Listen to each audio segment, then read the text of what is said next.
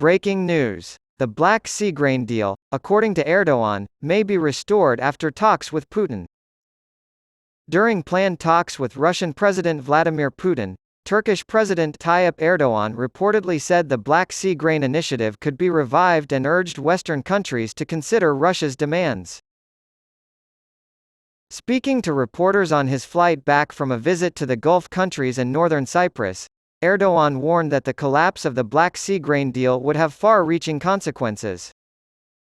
The continuation of this humanitarian effort is essential, and I am confident that we can do so if I have the opportunity to discuss the matter in depth with President Putin, Erdogan said.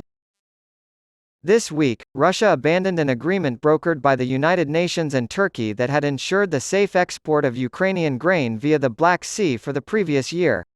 There have been no ship departures from Ukrainian ports since then. If Moscow's demands for easier access for its own food and fertilizer exports to world markets are met, then the Russian capital will consider returning to the agreement. According to the West, Russia hasn't had any trouble moving its sanctioned food products. Erdogan has said that, "We are aware that President Putin also has certain expectations from Western countries, and that the West must act to meet those expectations."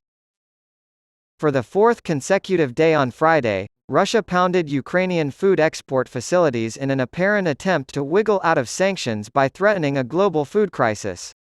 The country also practiced seizing ships in the Black Sea. Erdogan restated his earlier wishes for a visit to Turkey by Putin in August.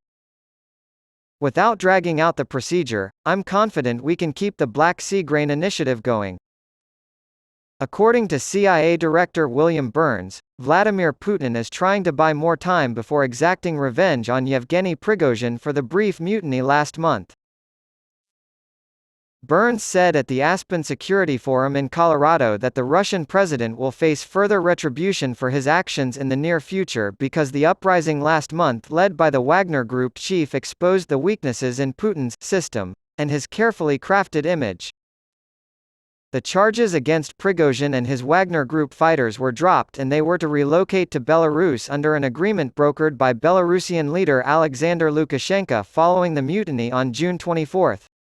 Officially, the Wagner Group leader hasn't been seen since the end of his uprising, but on Wednesday, a video surfaced that appeared to have been shot in Belarus.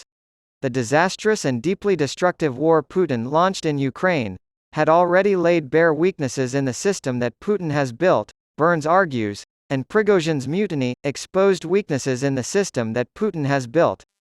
Prigozhin released a scathing video message before leading the Wagner Group in an advance from Russia's southern Rostov region to Moscow, saying that Putin's justifications for launching a full-scale invasion of Ukraine were lies fed to him by the Kremlin's top brass. Burns has stated his belief that the events in Russia have some bearing on the situation in Ukraine, and that Prigozhin's criticism of the war will gain traction in Russia as Kyiv gains ground in the conflict.